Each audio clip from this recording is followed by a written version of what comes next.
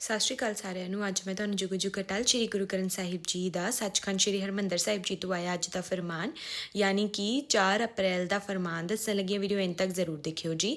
ਅੱਜ ਦਾ ਫਰਮਾਨ ਇਹ ਗਿਆ ਸਲੋਕ ਮਹੱਲਾ ਤੀਜਾ। ਕਾਮਨ ਤਉ ਸਿਕਾਰ ਕਰ ਜਾ ਪਹਿਲੇ ਕੰਤ ਮਨਾਏ ਮਤ ਸਹਿਜੇ ਕੰਤ ਨ ਆਵਈ ਏਵੇ ਬਿਰਥਾ ਜਾਏ ਕਾਮਨ ਪੀਰ ਮਨ ਮਾਨਿਆ ਤਉ ਬਨਿਆ ਸਿਗਾਰ ਕੀਆ ਤਉ ਪਰਵਾਨ ਹੈ ਜਾ ਸਹਿ ਤਰੇ ਪਿਆਰ।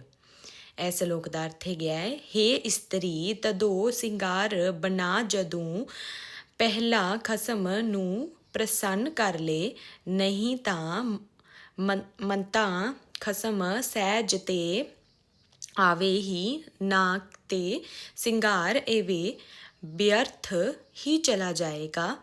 ਹੇ ਇਸਤਰੀ ਜੇ ਖਸਮ ਦਾ ਮਨ ਮੰਨ ਜਾਏ ਤਾਂ ਹੀ ਸਿੰਗਾਰ ਬਣਿਆ ਸਮਝ ਆਂਦਾ ਏ। ਇਸਤਰੀ ਦਾ ਸਿੰਗਾਰ ਕੀਤਾ ਹੋਇਆ ਤਾਂ ਹੀ ਕਬੂਲ ਹੈ ਜੇ ਖਸਮ ਉਸ ਨੂੰ ਪਿਆਰ ਕਰੇ। ਫੋਰ ਮੋਰ ਵੀਡੀਓਜ਼ ਲਾਈਕ ਕਰਿਓ, ਸ਼ੇਅਰ ਕਰਿਓ ਤੇ ਸਬਸਕ੍ਰਾਈਬ ਵੱਧ ਤੋਂ ਵੱਧ ਕਰਿਓ ਮੇਰੇ YouTube ਚੈਨਲ ਅਮਨ ਦੀ ਗੁਰਬਾਣੀ। ਵਾਹਿਗੁਰੂ ਜੀ ਦਾ ਖਾਲਸਾ, ਵਾਹਿਗੁਰੂ ਜੀ ਦੀ ਫਤਿਹ।